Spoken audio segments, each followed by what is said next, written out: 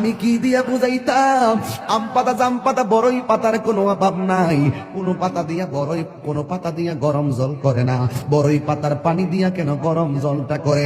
আম পাতা কি দোষ করলো, জাম পাতা কি দোষ করলো, বড়ই পাতা দিয়া কেন গরম জল করা হয়? এই কথা দিয়ে কোনো মৌলবী কয় না। লাল কাপড়, নীল কাপড়, হলুদ কাপড়, কত কাপড় দেখলাম, কবরের কাপড়টা কেন ভাইজান সাদা? এই সাদা দিয়া কেন দাফন করা হয়? এই কথা দিয়ে পৃথিবীর কোনো মৌলবী কয় না রে। এ আমার যুবক,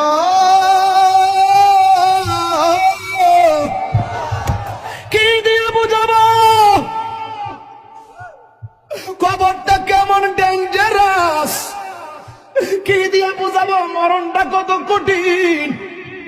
কি দিয়া বুঝাবো তাহির যে একটা দিন চলে যাওয়া মানে হলো আমার জীবন থেকে চিরদিনের জন্য দিনটা চলে গেছে। কোটি টাকা দিয়েও এই ঘন্টার সময়টা আনতে পারতাম না। এখন আমি শ্বাস ফালাইতাছি, 1 টাকা বিল দেওয়া লাগে না। নদীর পারে হাওয়া খাই, বিল দেওয়া লাগে না। পল্লী বিদ্যুতের ফ্যান বাতাস খাইলে বিল দেওয়া লাগে। আইসিইউতে ঢুকা গেলে দিনে 50,000 টাকা গোনা লাগে। আমার আল্লাহ যে কত নিয়ামতের বাতাস আমরারে ঢুকাইতেছে, বাইরে কইরাইতেছে, 1 টাকা বিল নেই না। আল্লাহ কয় বিল লাগতো না, শুধুমাত্র তোরা 5 বার আইসা কপালটার মাটির মধ্যে লাগাইয়া দিবি। সুবহান রাব্বিয়াল আলা বলবি।